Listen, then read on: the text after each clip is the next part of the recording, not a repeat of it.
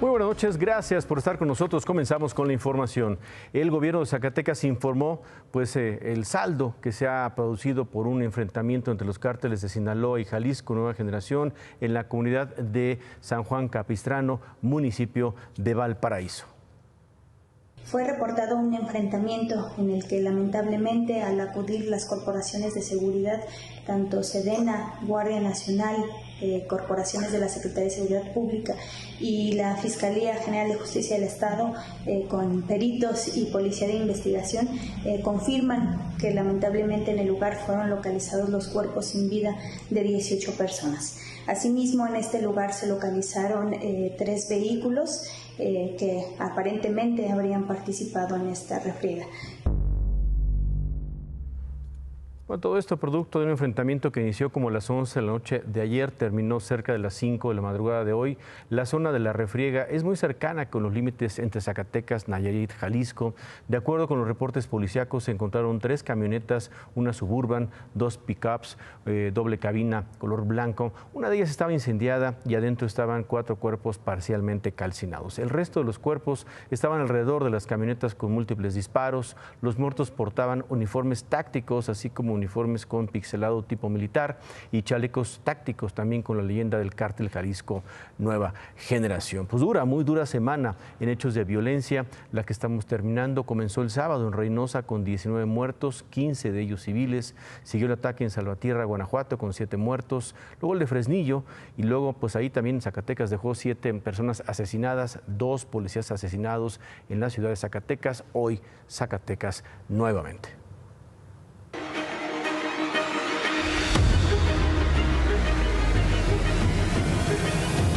Y hablando del cártel Jalisco Nueva Generación, hace exactamente un año por día, en viernes, era 26 de junio, una célula de este grupo intentó asesinar al secretario de Seguridad de la Ciudad de México, Omar García Harfuch. La rápida reacción de la policía frustró el atentado, pero los delincuentes pues sí mataron a 2 personas muy cercanas, a escoltas de Omar García Harfuch, a una mujer también que iba pasando por el lugar. Un año después, así pues habla de este tema, de cómo continuar con su deber el jefe de la Policía de la Ciudad de México. Hace un año, este hombre estaba en el hospital herido por 3 disparos de arma de fuego. Es el jefe de la Policía de la Ciudad de México, Omar García Harfuch, que hoy sigue en actividad.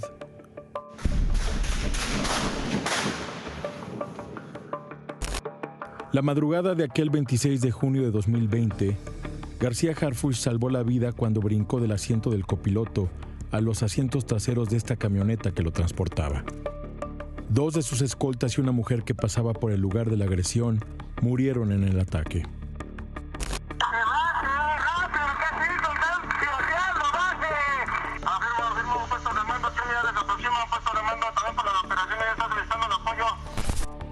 Desde las 4 de la mañana un grupo de sicarios esperaban el paso del secretario de Seguridad Ciudadana y de su escolta. Viajaban sobre la avenida Explanada rumbo a Paseo de la Reforma en la Ciudad de México. A las 6:38 de ese viernes, una camioneta de 3,5 toneladas y otra tipo pick-up doble cabina salieron de la calle Monte Blanco y le cerraron el paso. De manera casi simultánea, otro grupo de sicarios cruzaron una tercera camioneta atrás del vehículo del secretario para impedir su huida. La emboscada perfecta. Pero los agresores, ligados al cártel Jalisco Nueva Generación, según el mismo dicho de García Harfuch, no contaron con la rápida respuesta de la policía, de los refuerzos que llegaron al lugar de la agresión y que al final evitaron más disparos, detuvieron las ráfagas de plomo en contra de su jefe. Hoy, un año después del atentado, hay 25 detenidos y 80 cuentas bancarias congeladas por este hecho. García Harfuch ha ingresado al menos en 2 ocasiones al quirófano para deshacerse de las esquirlas que le dejó el atentado. Sonríe en los eventos públicos. Dice que está bien de salud, pero acepta que falta mucho por hacer. ¿Y su estado de ánimo? La policía no puede depender de un estado de ánimo. Nosotros tenemos un deber y sabemos lo que tenemos que hacer. Entonces, estamos todos los días trabajando para tener mejores índices delictivos en la ciudad.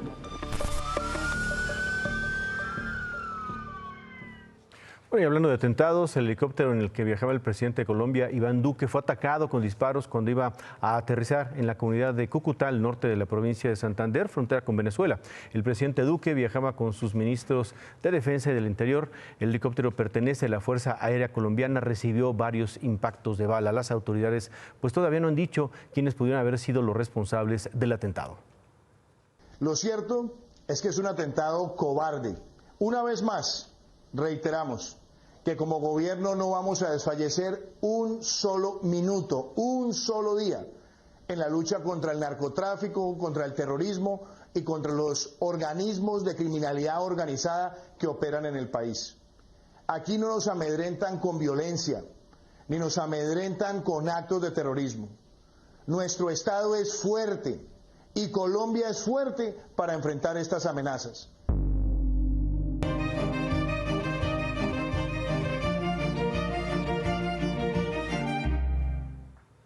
Kimberly, buenas noches. Buenas noches, Manuel. Y vamos a ver cómo va la vacunación en México. En los últimos 7 días se han aplicado en promedio 515,000 vacunas por día. Desde la semana pasada estamos investigando qué tipo de comprobante digital va a tener la población mexicana que ya está vacunada. Vamos a ver qué explicó hoy la jefa de gobierno, Claudia Sheinbaum. Viene ya un certificado de vacunación a nivel nacional. Nosotros hemos trabajado en un certificado para la ciudad, pero ya va a venir un certificado de vacunación a nivel nacional y estamos trabajando con la Secretaría de Salud para poderlo otorgar. Mucha gente que quiere salir fuera del país y que requiere este certificado, entonces ya se va a informar a nivel nacional y nosotros obviamente vamos a estar participando.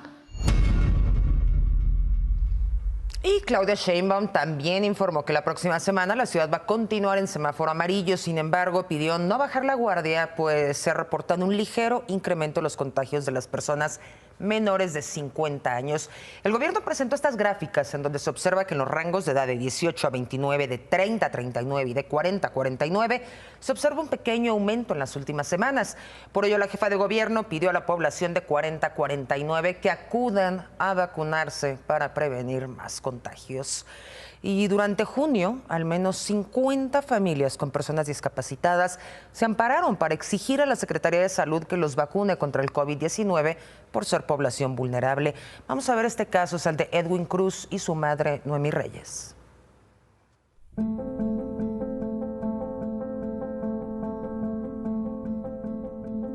Cientos de familias con personas discapacitadas esperan desde hace meses la apertura del registro para recibir la vacuna contra el COVID-19. La Secretaría de Salud prometió que se abriría el pasado 15 de junio, pero al no haber respuesta, las familias decidieron iniciar acciones legales. Entre estas familias está la de Edwin Cruz Reyes, un joven de 20 años que padece parálisis cerebral espástica con crisis de dolor. La madre de Edwin, Noemí Reyes, vive con miedo de que su hijo se pueda contagiar de coronavirus, en especial porque respira a través de una traqueostomía y sus vías respiratorias están sumamente expuestas. Cuando se puso en la Gaceta que se iba a vacunar y que ellos entraban, las personas con discapacidad iban a entrar en la cuarta etapa de los que entraban con los de 40 a 49 años, y se quedó como con muy buena voluntad, pero nada más se quedó ahí porque no hicieron nada. Y siendo ellos los más vulnerables, yo creo que ellos tenían que tener una prioridad, igual que las personas de la tercera edad. Con la ayuda del Instituto Federal de Defensoría Pública, este mes, un total de 50 familias con personas discapacitadas interpusieron un amparo ante un juez de distrito en materia administrativa. El primer grupo estuvo conformado por 18 familias. A ellos se les otorgó una suspensión de plano, con la que se le exige a la Secretaría de Salud una respuesta a su petición. Pero esta puede ser favorable o no. En una segunda etapa se amparó otro grupo de 18 familias y en los últimos días se sumó otro grupo de 14 familias. En enero, Noemí y 7 personas más de su familia se contagiaron de COVID-19. Su madre y 2 de sus hermanos murieron. A pesar de estar contagiada, Noemí tuvo que seguir cuidando de Edwin, pues entre ella y su esposo apenas podían hacerse cargo de él. Con cuidados extremos, lograron que Edwin no se contagiara. el hecho de que él ya tuviera su vacuna nos daría más tranquilidad, cuando menos el que ya estemos tranquilos que estando en casa y teniendo las medidas y cuidados necesarios, él no se pueda contagiar.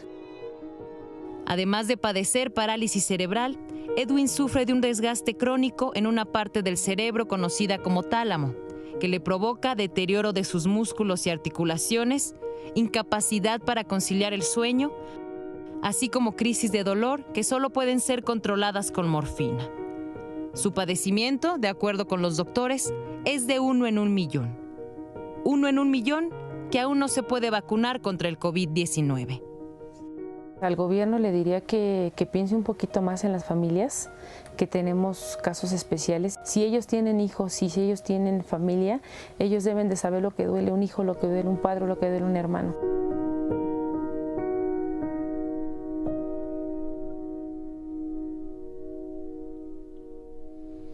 Y hablando de vacunas, hoy la doctora brasileña Mariangela Simao, quien es integrante de la Organización Mundial de la Salud, dijo que aún con la vacuna es necesario seguir con las medidas sanitarias para evitar más contagios de COVID. People need to continue to use masks consistently, be in ventilated spaces, hand hygiene, respiratory etiquette. Everything, the physical distance, avoid crowding. This still continues to be extremely important, even if you're vaccinated, when you have a community transmission ongoing, which is the case of the Latin America in general. Y vamos a ver las cifras de las últimas 24 horas, 278 muertos en México, 2.001 en Brasil, 314 en Estados Unidos y 1.403 en la India. A nivel global, 265.987 muertos en México, y ahí tenemos las cifras de Estados Unidos, Brasil y la India.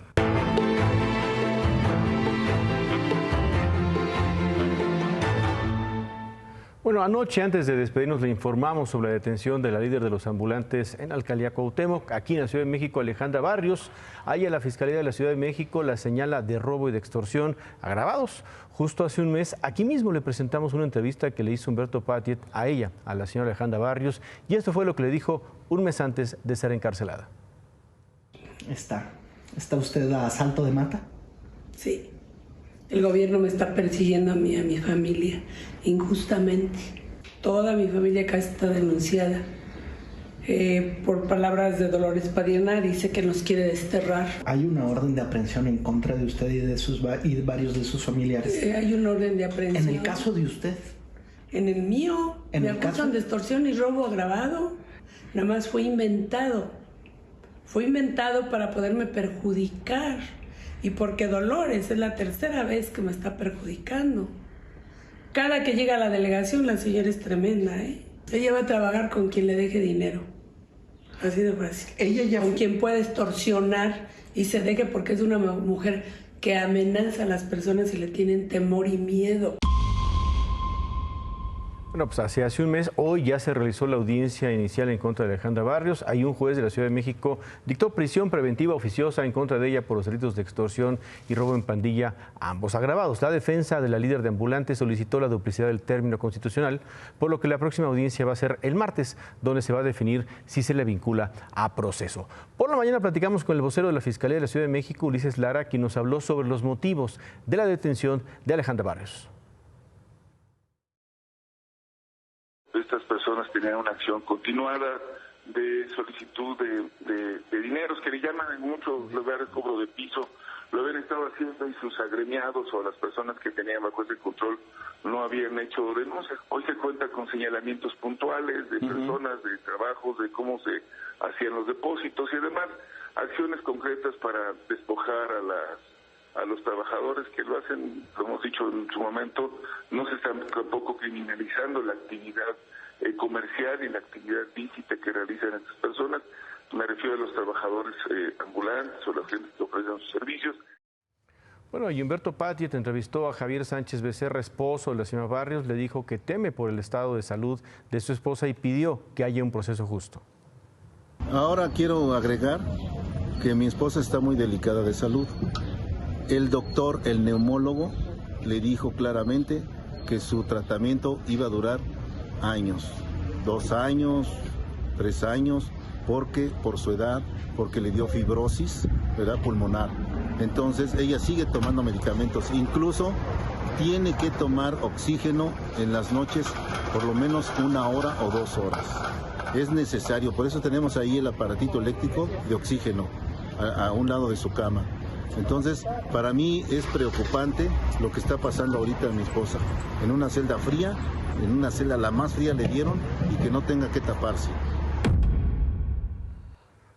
Ante los hechos de violencia que se han registrado en los últimos días en la carretera Monterrey-Nuevo Laredo, las autoridades de Nuevo León y Tamaulipas instalaron un operativo terrestre y aéreo en esa zona. El operativo se montó en la carretera libre y de cuota la 85. Además de las autoridades de ambos estados, también pues en estos operativos participa el Ejército y la Guardia Nacional. Bueno, pobladores de Playas del Rosario, esto es en Tabasco, que mantenían bloqueada la carretera federal Villahermosa-Teapa, agredieron elementos de la Guardia Nacional. Los pobladores también quemaron una patrulla de la corporación y dejaron a 2 elementos con quemaduras de 2º grado. Los manifestantes protestaban por la falta de agua. Sin embargo, a ellos se había unido un grupo que pedía justicia por la muerte de una mujer que horas antes había sido abatida por elementos de la Guardia Nacional al no detenerse por un alto que le marcaron. Bueno, en Twitter la Guardia Nacional informó que el personal que participó en la muerte de esta señora ya pues están puestos a disposición de las autoridades para determinar y deslindar responsabilidades. Además reiteró que no habrá tolerancia a abusos o uso excesivo de la fuerza. En otras cosas, padres de los 43 normalistas desaparecidos en Ayotzinapa, estudiantes de la Normal, tomaron pues por 5 horas la caseta de peaje de Palo Blanco sobre la autopista del Sol. Eso, una vez más, para recabar recursos para pues supuestamente financiar las manifestaciones de los próximos 4 días con las que van a conmemorar 81 meses de la desaparición de los normalistas.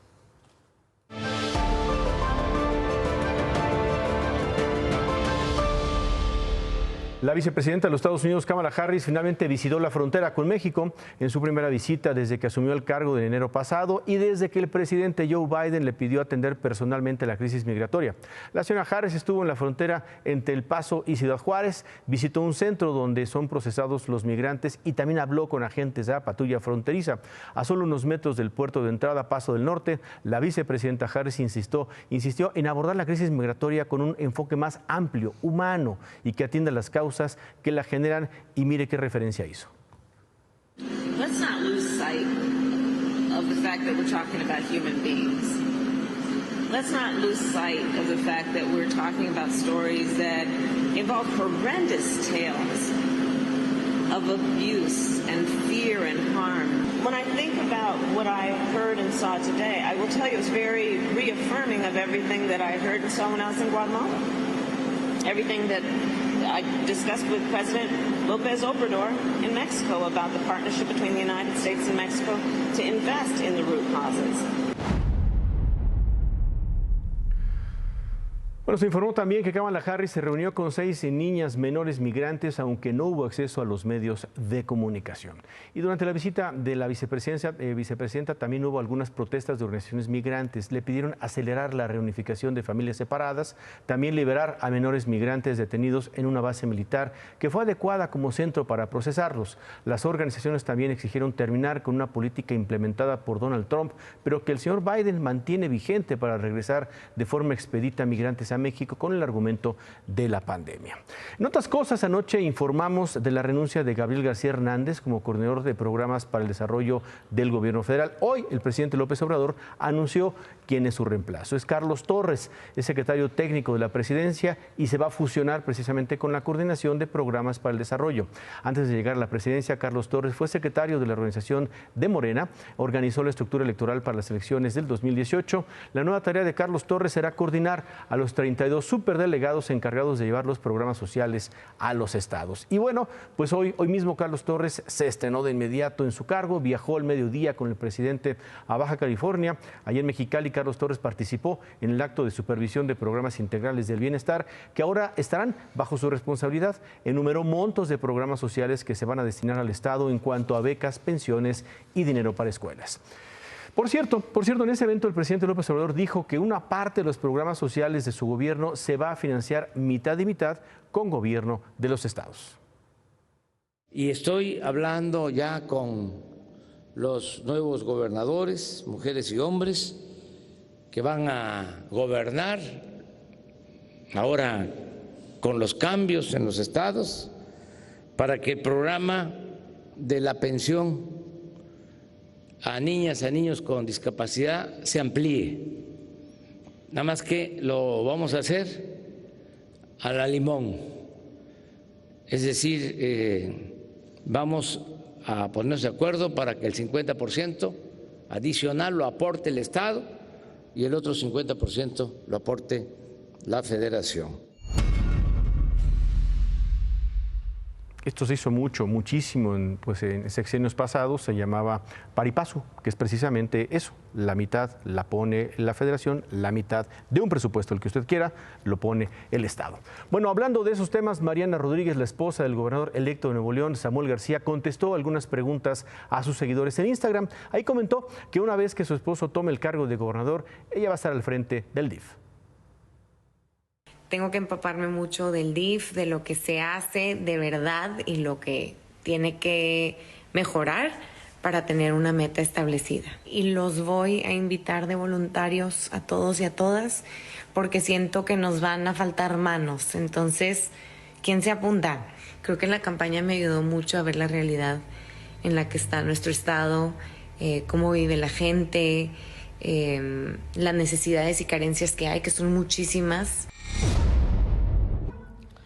El 25 de mayo del año pasado, Derek Chauvin, un policía blanco, mató a George Floyd, un hombre negro, en Minneapolis, Minnesota. Cincó en su cuello durante 8 minutos con 46 segundos. Esa imagen se volvió el símbolo de las protestas contra el abuso policíaco y el racismo en Estados Unidos. Le dio la vuelta a todo el mundo esa imagen. Hoy, 13 meses después, el ex policía finalmente fue sentenciado.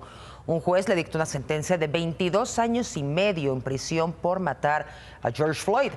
El juez afirmó que la sentencia no está basada en una emoción o simpatía, ya que la fiscalía pidió una condena de 30 años en contra del señor Chauvin. Durante la audiencia hablaron los fiscales, los familiares de George Floyd y por primera vez desde que comenzó el juicio también habló brevemente el señor Derek Chauvin. My niece, Gianna,